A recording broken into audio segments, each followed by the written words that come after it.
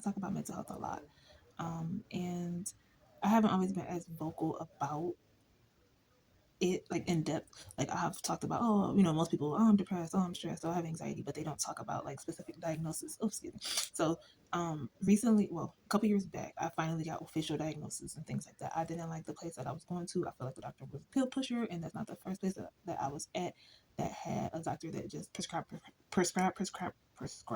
increase. It wasn't really focused on like, I feel like, giving the proper coping skills to go with the medication, if that makes sense. It was just, okay, you feeling this way, we're gonna increase it. So much so that I ended up finally just saying, you know what, I don't want to deal with this. I'm cold turkey off of everything, and it's been 4 years, which leads me to now noticing that in the last 4 years, there's been a lot of drama, a lot of chaos, deaths, and families surrounding me and my family, and it triggered like me to just kind of like, you know what, a lot of stuff in life I thought was just character traits, and a lot of other stuff I know it's like environmental and situational and based off relationships, things like that. So anyway, just had another evaluation, and I got a new diagnosis along with re-diagnosis of the other issues. Hold on, I'm coming.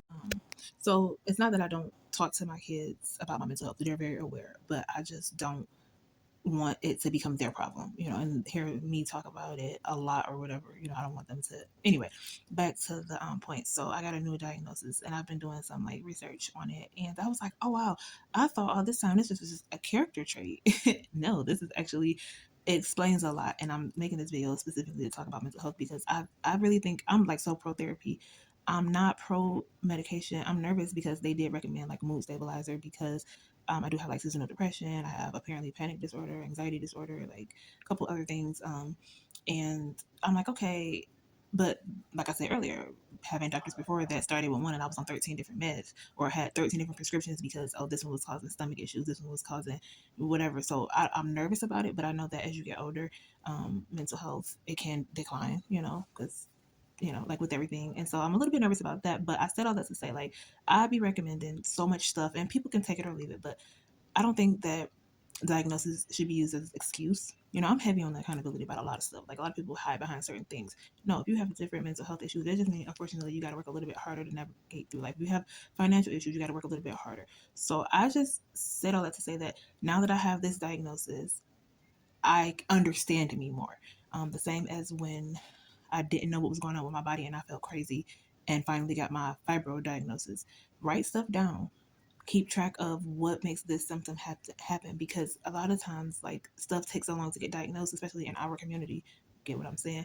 Because we do not keep track. They will ask you, how long has this been happening? 1 through 10, blah blah blah blah blah.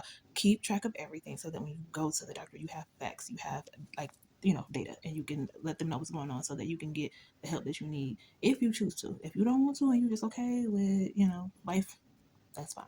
But I know for me, it made so much more sense, even with like the fibro diagnosis. I'm like, oh, that makes sense. And it's only been, I think it'd be 3 years in November that I've been diagnosed with that. But I also know, like, if I go too hard, I'm gonna need 2-3 days of recovery. I know that I can handle this. I know the cold weather does that. It just gives you, how to navigate it better. It should not be used as a crutch or an excuse.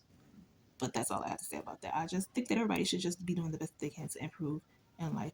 And remember, don't worry about being judged by people who ain't even taking care of their health, their mental health, their household, whatever the case may be. I have to tell myself that too, because a lot of times people will judge how my marriage is, how I'm using my time, how I'm choosing to do certain things in life, how I parent, how I spend money, all these things.